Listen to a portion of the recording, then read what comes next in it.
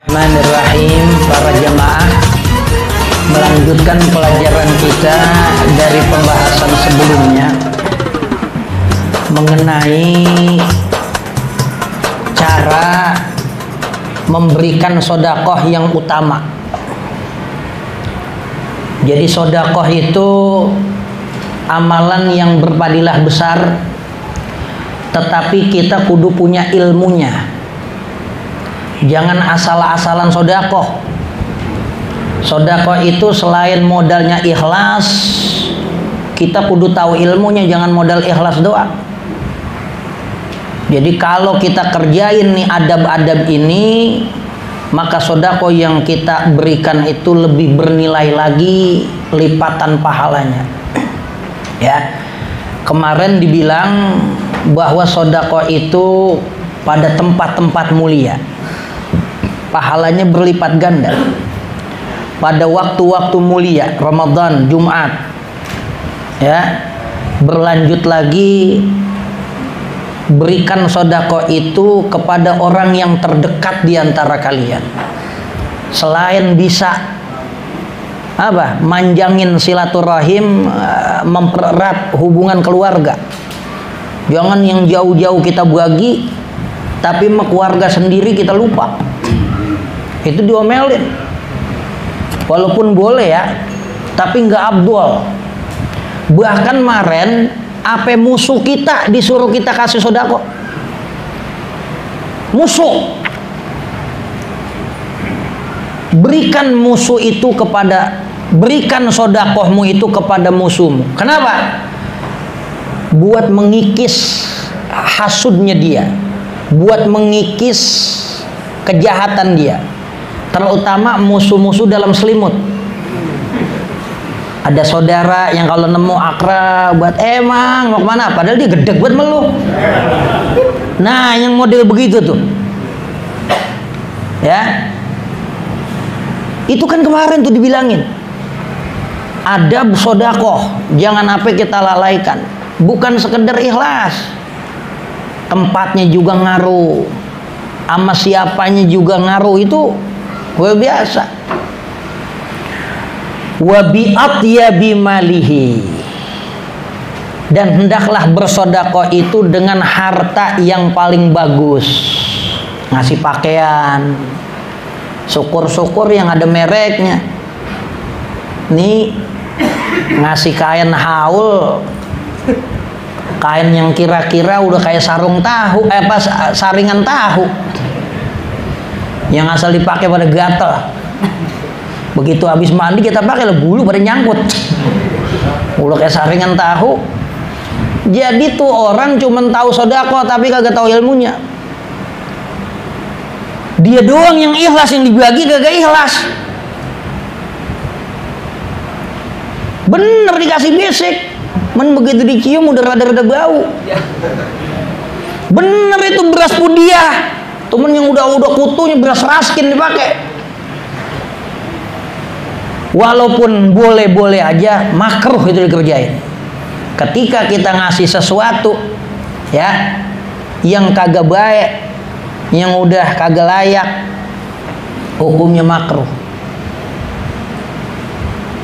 Ngasih kain udah pada tipis banget, ngasih rambutan yang bulunya udah pada hitam, ya. Rambutan kalau masih seger, bulunya seger. Lah kalau udah pada hitam, kemarin tuh rambutan lagi banyak, dia kagak mau bagiin orang. Begitu udah separuh busuk baru dikasih. Itu hukumnya makruh. Kenapa? Yang ente kasih ngersula, ya enggak? Nah, makanya pemberian sodakoh yang dilakukan oleh orang pelit bawa penyakit. Kenapa? Biasanya dia ngasih udah separuh basi, ya. Dan saat dia ngasih yang cakep, hatinya kagak nerima. Hatinya kagak nerima. Ketika dia hatinya mangkel, ketika hatinya ngurut saat dia ngasih, wah, ente makan kagak jadi obat, ya, bawa penyakit. Seperti itu. bi'atiya bimalih. Kalau sedekah dengan barang yang bagus, yang umumnya orang pakai dah. Pengen nyohor temen ngasihnya yang begitu. Indomie udah separuh mau kadaluarsa besok 2 hari.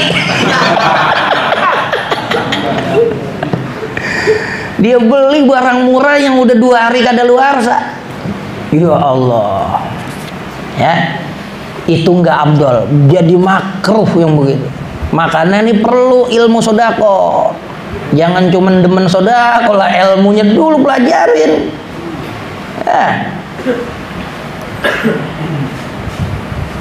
Sampai dalam Al-Quran Allah katakan la tanalul birra hatta tunfiqu mimma tuhibbun. Kamu sekali-kali nggak bakalan sampai kepada satu puncak kebaikan sehingga engkau menginfakkan sesuatu yang kau juga cintai. Kalau sesuatu yang kita nggak demen kita kasih, ada pahalanya sih ada. Ya. Cuman karena nilainya nggak ada apa-apanya di dalam diri kita, pahalanya nggak sama ngasih barang yang bagus. Kita sedekah sama barang yang biasa-biasa aja, sama barang yang berkelas itu beda. Kayak gitu. Sebab semakin hawa nafsu kita kepengen sama barang yang kita punya, kita kasih orang, tuh pahalanya lagi gede-gedenya tuh. Ya enggak?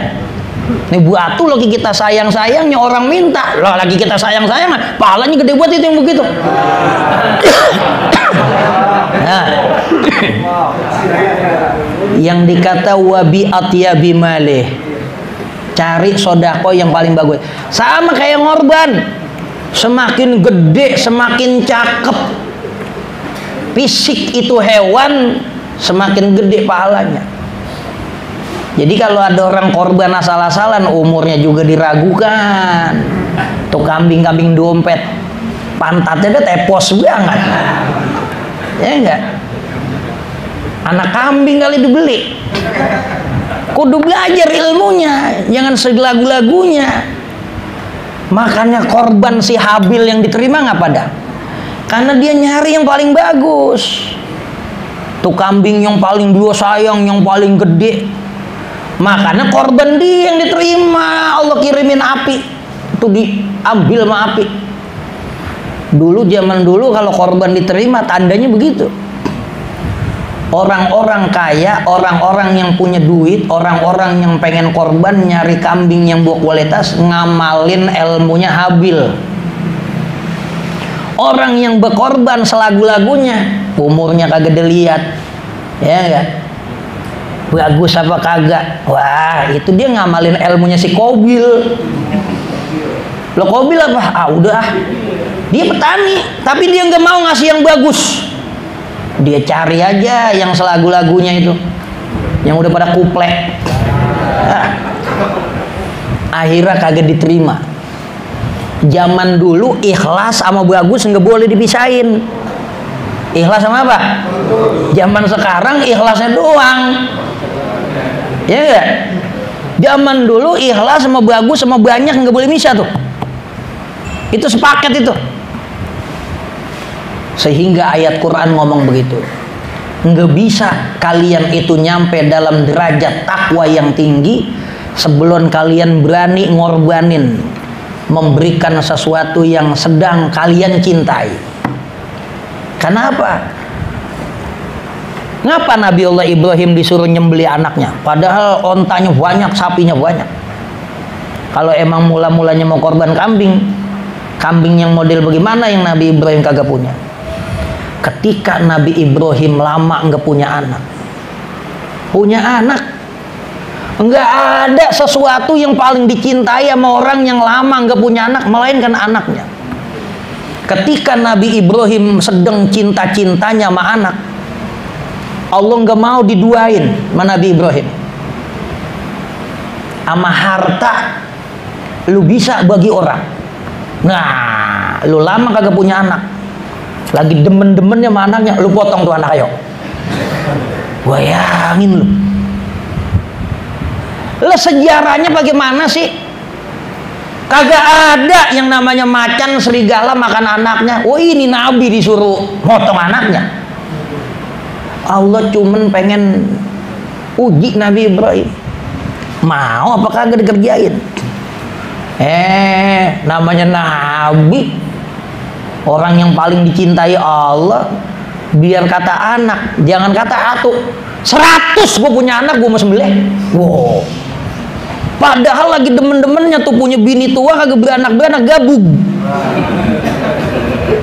Kawin lagi nih pakai, makanya yang belum punya anak boleh pakai ilmunya Nabi Ibrahim. Wow. Punya anak lagi girang-girangnya tuh, anak lagi dalam pertumbuhan, lagi bersih-bersihnya, lagi ganteng-gantengnya tuh anak disuruh potong. Karena Allah nggak mau ada kecintaan melebihi kecintaan pada Allah dalam hati seorang kekasih Allah Subhanahu wa taala. Nah, makanya kita juga begitu. Mau korban, cari yang bagus. Kalau emang duitnya belum cukup, kumpulin dulu. Ini beli joran sampai 5 juta. Metegeg. Ya. Jadi ini perlu tahu ilmunya. Perlu tahu ilmunya. Jadi kita usaha dipakai buat ibadah apapun ya. Mau profesinya apapun selama halal. Selama tujuannya buat napakoh, buat jaga dirinya jangan sampai meminta-minta sama orang.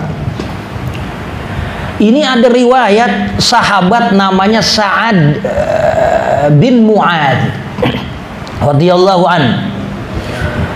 Begitu Nabi pulang dari perang Tabuk, Nabi ketemu sama sahabat namanya Sa'ad bin Mu'adz radhiyallahu an.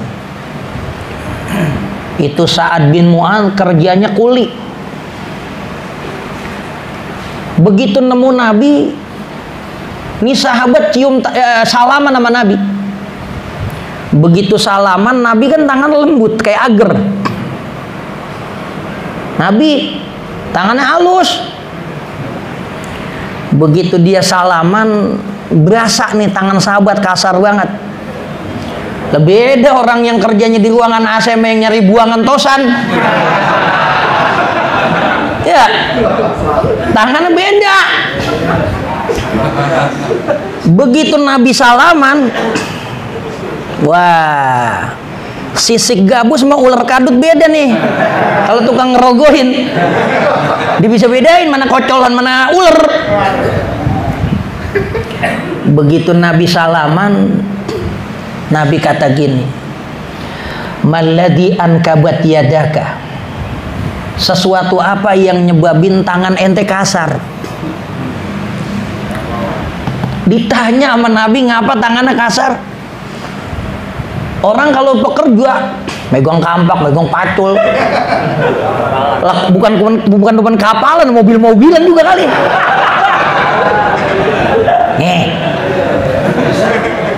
Nabi nanya, "Malladhi ankabat yadak?" Ngapa tangan ente dua-duanya kasar? Apa kata nih sahabat? "Ya Rasulullah, adribu bil marri wal misahat." Tangan saya megang pacul, tangan saya megang sekrup, megang perabotan-perabotan. Liunfiquhu ala iyali. Saya kerjain kerjaan serabutan semata-mata buat napakoin keluarga saya. Begitu dia ngomong, jawab seperti itu, Nabi pegang tangannya. Wa gabbala Rasulullah sallallahu alaihi wasallam yadahu. Nabi cium tangannya tuh sahabat. Enggak ada riwayat Nabi cium tangan. Cuman ini riwayat Nabi cium tangan. Dan Rasulullah sallallahu alaihi wasallam dalam riwayat lain mencium tangan Sayyidatuna Fatimah Az-Zahra putri beliau. Cuman seadanya sahabat enggak ada riwayat yang apa tangannya Nabi cium. Kecuali Sayyiduna Sa'ad bin Mu'adz. Wa qabbala Rasulullah sallallahu alaihi wasallam yadahu. Nabi cium tangannya. Apa kata Nabi?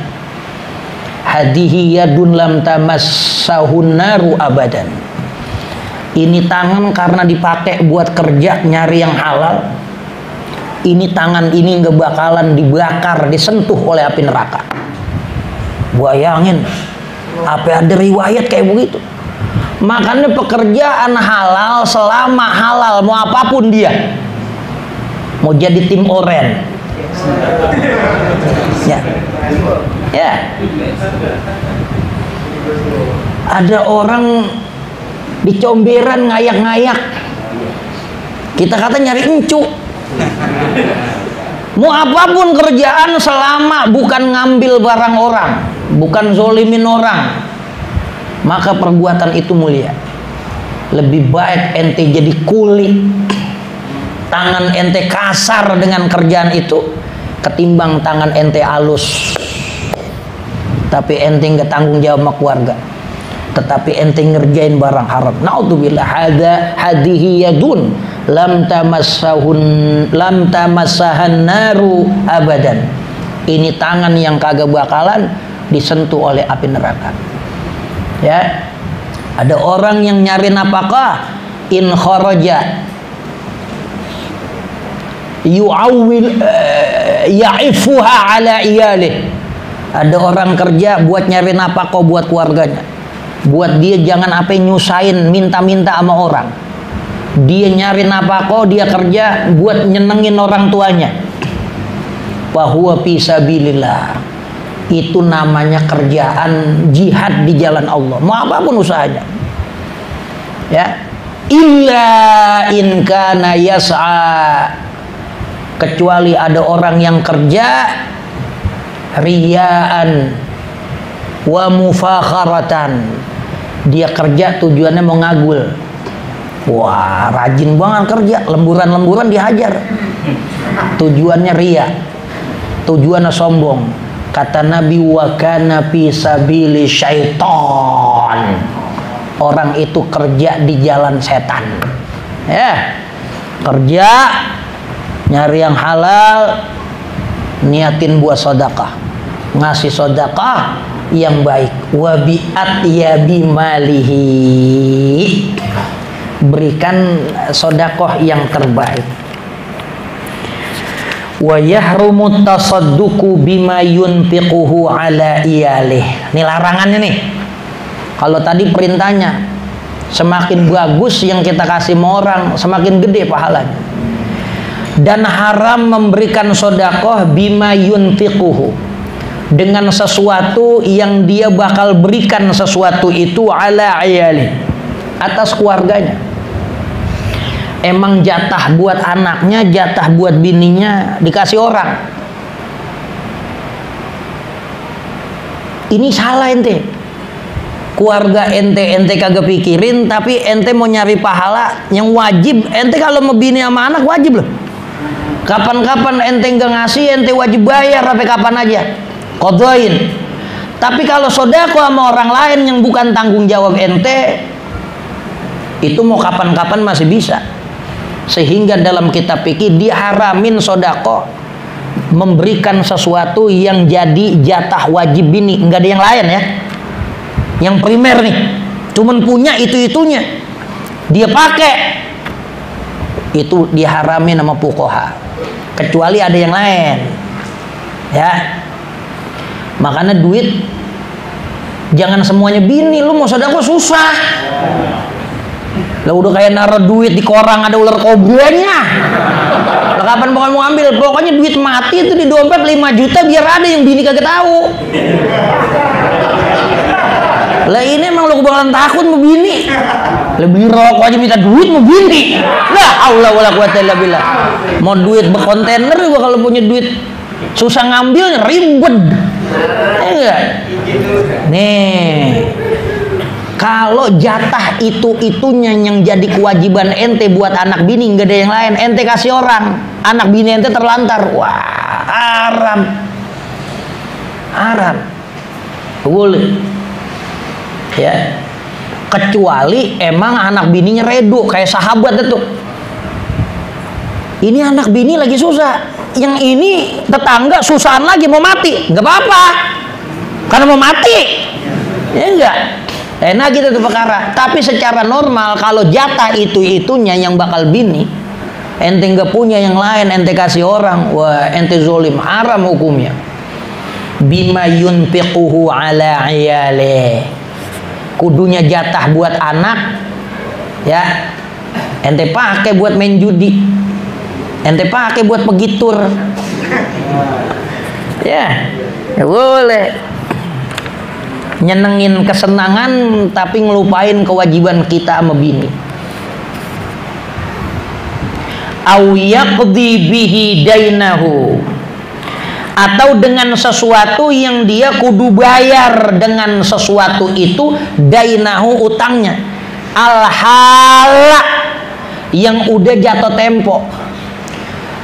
Ada orang ente pinjem duitnya, ente udah lama belum bayar tuh utang, udah jatuh tempo, bahkan udah berkali-kali temponya udah berapa kali keliwat, asal ditagih tarsok.